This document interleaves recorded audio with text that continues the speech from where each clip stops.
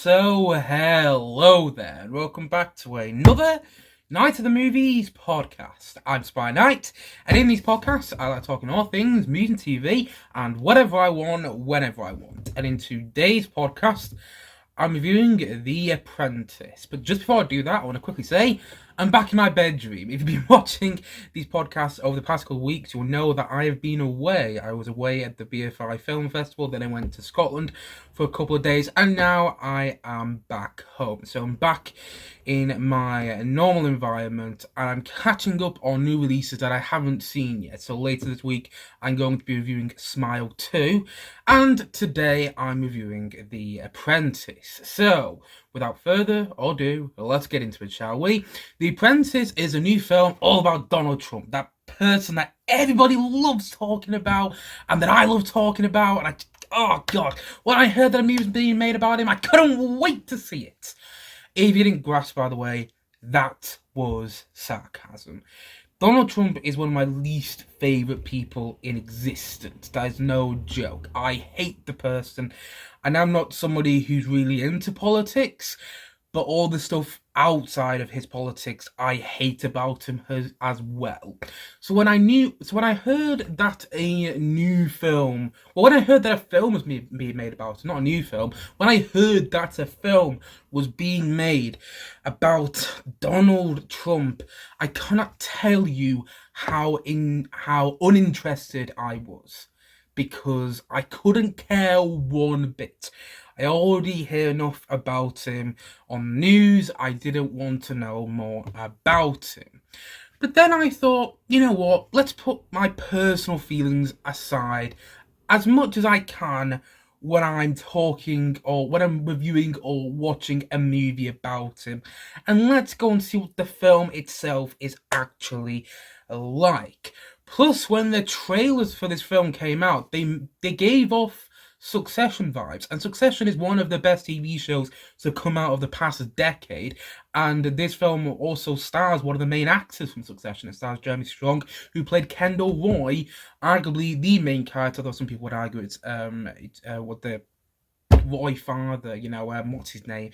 Brian Cox. He's played by Brian Cox in the show. He's not called Brian Cox in the show, but you know who I'm talking about. Logan Roy. I couldn't think of the character's name. Some people would argue Logan Roy is the main character of Succession, but there's also an argument that Kendall Roy is the main character of Succession, and Kendall Roy is played by Jeremy Strong in Succession, and he's in this film. That's how I was told. That's why I went a bit of a tangent there about Succession. Anyway, going back to what I was saying. Yes, this film stars one of the main actors from Succession, and it was giving off Succession vibes in its trailer, and that's the thing that got me most interested. The trailer of this film looked fantastic, and then I got further interested in the movie when it premiered at Cannes Film Festival earlier this year, and when it went around and did all these other premieres around the world at different film festivals, and had been getting this mixed response. And I'm always intrigued in a movie when it's getting a mixed response from film festivals, particularly a movie of this nature. So with all that, perhaps against my better judgment, I went to go and watch this film at the cinema yesterday. And the film is directed by Ali Abbas, who I'm not familiar with as a filmmaker. And the film stars Sebastian Stan as Donald Trump, alongside Jeremy Strong as Roy Cohn and Maria Bakalova as Ivana Trump. And the Google plot synopsis of this film goes as follows. A young Donald Trump, played by Sebastian Stan in the film, eager to make his name as the hungry second son of a wealthy family in 1970s New York, comes under the spell of cutthroat lawyer Roy Cohn, played by Jeremy Strong in the film. Cohn sees in Trump the perfect protege, someone with raw ambition, a hunger for success, and a willingness to do whatever it takes to win. And that's pretty much all you need to know about The Apprentice before seeing it. And honestly, I thought this was a really solid film. Now, I'm not going to sit here and say it's a great movie or brilliant movie, because I don't think it is. The film does throw you straight in the deep end at the beginning. Like, if you don't know much about Trump's life, you're thrown in the deep end at the beginning, and it was a little difficult to navigate from someone like me who didn't know a lot about Trump's life going into the film. I was hoping to learn more, and I did learn more when I was watching the film, but it did throw me straight in the deep end. I was like, okay, who's who? Who's this character? How does he relate to Trump? What's Trump's circumstances? What's he going through at this point? And the film, yeah, it did take a little time to adjust to. And I don't think it's a brilliant film because it doesn't make you. I don't think it's going to make anyone feel any different to Trump than they already do. If you hate Trump, then I don't think this film's going to make you hate him any more than you already do. Like, it didn't make me hate him any more than I already do, because all the terrible stuff you see him do in this movie is already public knowledge. And if you like Trump, the chances are you're not going to want to watch this film. And if you do watch it, well, you're just not going to take any of it. You're just not going to believe it, are you? So I don't think this film is going to make people like or dislike Trump any more than they already do. And I do feel that's a missed opportunity, because this film could have truly made you hate Trump on another level, and it didn't for me personally, and I was hoping that it might. And I did wonder whilst watching the film what it would have been like if it came out in a year's time, or even in, like, I don't know, 3 or 6 months' time. If it came out post the election, is the point I'm making, because the election was in a couple of weeks in America, and regardless of whether Trump wins the election again, even if he doesn't win the election, I feel this would have had more of an impact, and more people would be talking about it if it came out after the election. And I know why they put it out before the election, but I don't think it's made a big enough splash for people to really care about it prior to the election in America. And it's a bit like, I don't think the filmmakers, I don't think it's made the impact the filmmakers wanted it to, and I don't think enough people are talking about it. And I do think it actually may have benefited if it came out after the election, because it may make us see Donald Trump again, regardless of whether he wins the election or not, in a very different light than we already see him.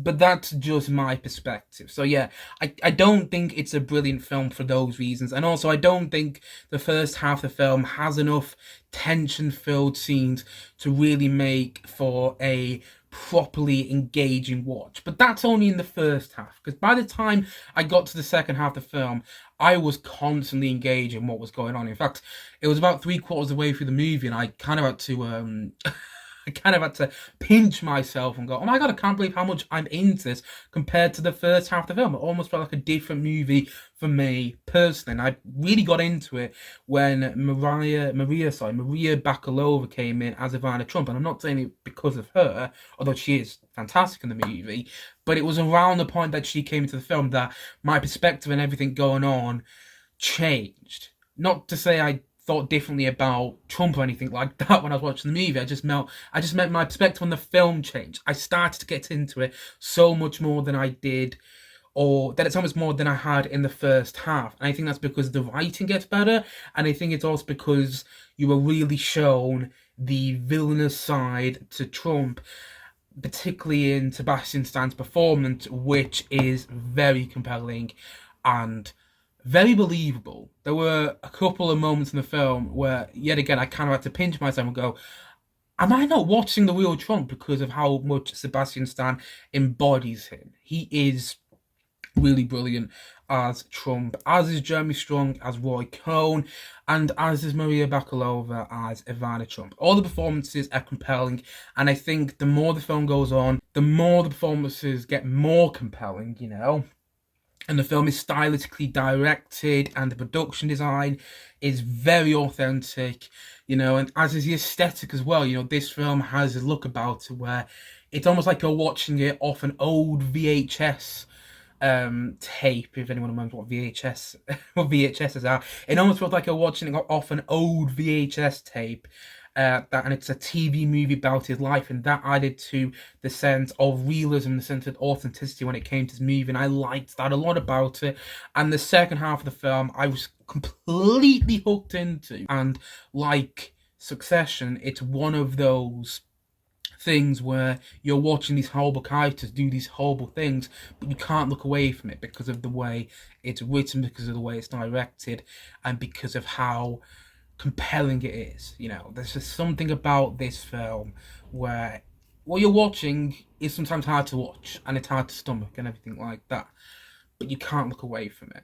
And I think when a film is tackling a difficult subject matter or a character that is particularly unlikable, and yet the filmmakers managed to make the film still compelling to watch, if you follow me, it's a particularly good feat. If a film is following an unlikable character, but you are still interested and engaged in what's going on, then that shows you how good of a job the filmmakers are doing. Hopefully it made sense there. I'm not sure if I did, because I'm not with it today.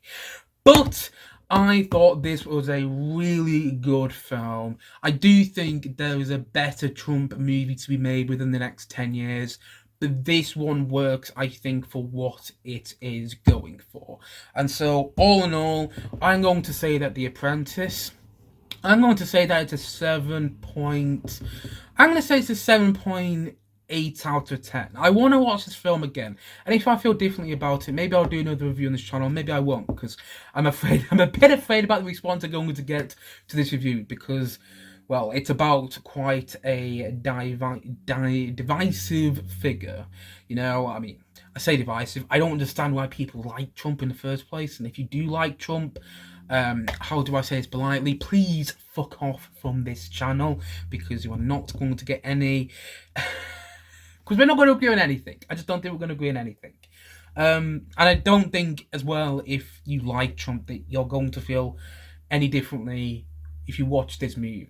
It's not going to change people's minds. I just don't think it is, because everything in this movie is already public knowledge. That being said, it's a very well made movie. I did feel like I was watching Trump's rise to power. The production design is on screen in a way that makes a film feel more authentic and believable. And yeah, the performances are compelling, as is the writing, particularly in the second half, and the directing is stylistically done to make for a very engaging watch, even so you're following an unlikable character doing very terrible things. And whenever a film manages to keep you engaged on something or somebody that is not fun to watch, then it's done its job right. And so, all in all, as I've already said, and as I'm going to say once more in today's podcast, The Apprentice is a 7.8 out of 10 from me.